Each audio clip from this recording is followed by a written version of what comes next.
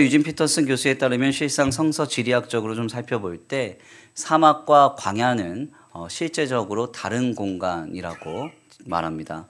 사막은 말 그대로 우리가 흔히 각종 매체에서 늘 보고 듣고 경험하듯이 생물이 전혀 살 수 없는 지역을 생각하게 되죠. 모래 언덕만 가득하고 물도 없고 어떤 생물도 살아갈 수 없는 지역을 사막이라고 생각하겠지만요. 광야는 살기에는 척박하지만 실상 그럼에도 불구하고 광야에서는 많은 생물이 척박한 환경을 딛고 살아가고 있다고 말합니다. 그래서 혹자는 성경에 증거되는 광야라는 표현에 대해서 이것을 새롭게 번역하기를 사막이라고 생각하기보다는 황무지라고 번역하는 것이 더 옳다고 말하죠. 여하튼 유진 피터슨 교수에 따르면 그는 다윗의 일대기를 우리에게 전하면서 때때로 우리의 삶에 광야와 같은 상황이 우리에게 임하고 찾아옴을 말합니다.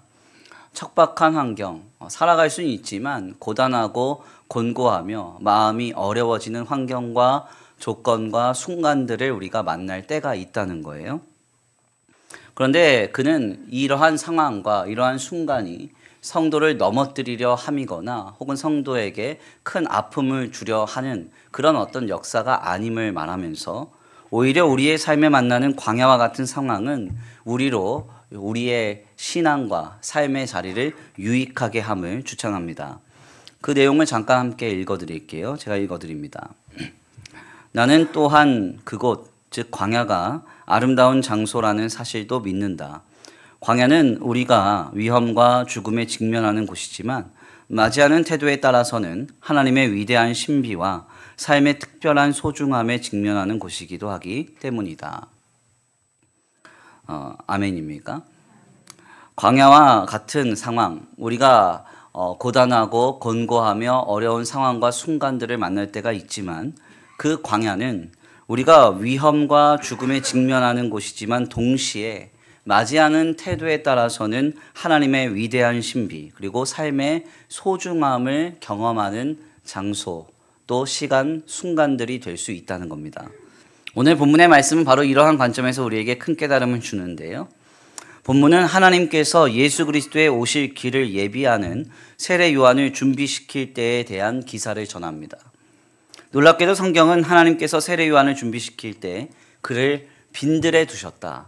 이렇게 증거합니다. 오늘 본문 말씀 80절인데요. 우리 함께 다 같이 봉독합니다. 오늘 본문 말씀 80절 시작. 아멘. 오늘 본문 말씀 80절 말씀 보니까 세례 요한이 자라가면서 하나님 앞에서 이스라엘 공동체 앞에 공식적으로 선지자로 들어 쓰임받기 직전까지 누가복음서 기자는 그가 빈들에 거하였다 이렇게 성경이 말합니다. 세례 요한이 이스라엘에 나타나 활동하기 직전까지 빈들에 있었다는 기사는 상당히 인상적인데요.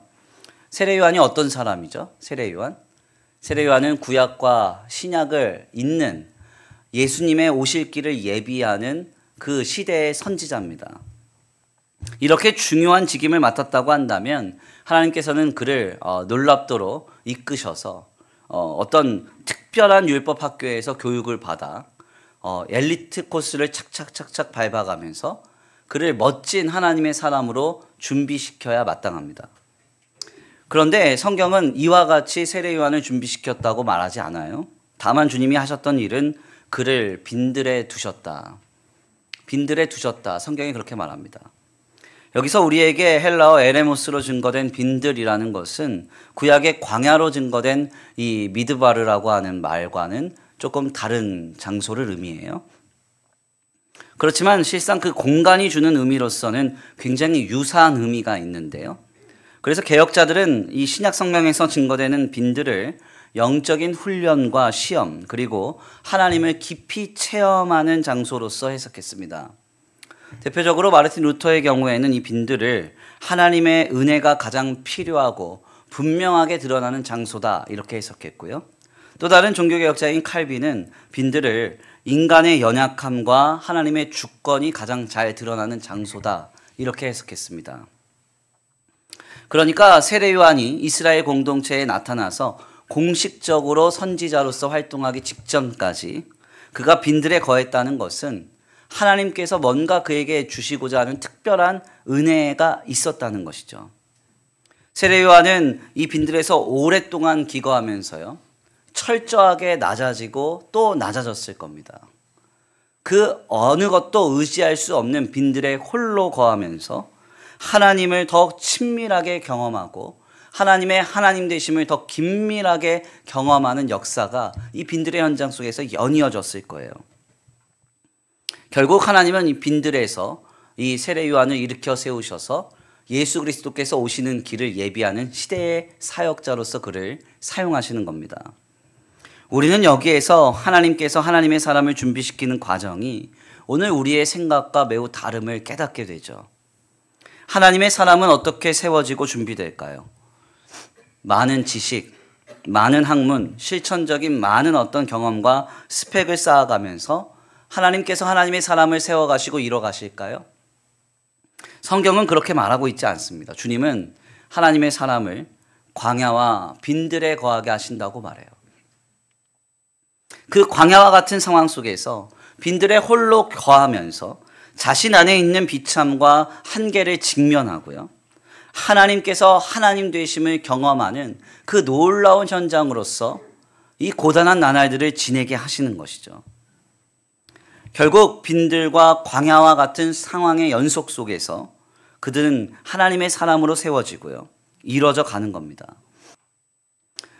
그래서 주님은 이 일 때문에 때때로 우리를 광야로 옮기세요. 우리의 삶을 때때로 빈들에 거하게 하세요. 왜 그렇게 하시느냐? 우리를 미워하셔서가 아닙니다. 우리를 뭔가 징벌하시려고 그런 게 아니에요. 다만 우리를 하나님의 참된 사람으로 세워가시기 위함이에요. 참된 신자요, 참된 성도로 세워가시기 위한 주님의 섭리라는 것이죠. 귀한 말씀의 결론을 맺겠습니다. 우리는 본문의 말씀을 통해서 주의 오실 길을 예비하는 세례 요한의 그 아름다운 사역을 주님이 준비시키시면서 그를 빈들에 거하게 하셨음을 목도하게 됩니다. 기왕이면 크고 화려하며 멋진 곳에서 세례 요한을 준비시키면 좋았을 텐데 왜 주님은 그를 빈들에 두셨을까요? 기왕이면 지식과 학문으로 철저하게 준비시키셔서 가말리엘 문화 같은 서울대 같은 그런 곳에서 그를 양육하시며 세례 요한으로 준비하시면 좋을 텐데 왜 주님은 그를 빈들에 거하게 하셨을까요? 이것은 세례 요한을 참 선지자요, 참 신자로 세워가시기 위한 하나님의 섭리였고 계획이었습니다. 세례 요한은 빈들에서 지내며 철저하게 낮아지고 또 낮아졌을 거예요. 또 광야와 같은 빈들에서 지내며 처절하게 주님만을 붙잡고 살아갔을 것입니다. 결국 이 빈들에서의 삶이 그를 주의 길을 예비하는 시대의 선지자로서 이뤄가고 세워가게 되었던 것이죠.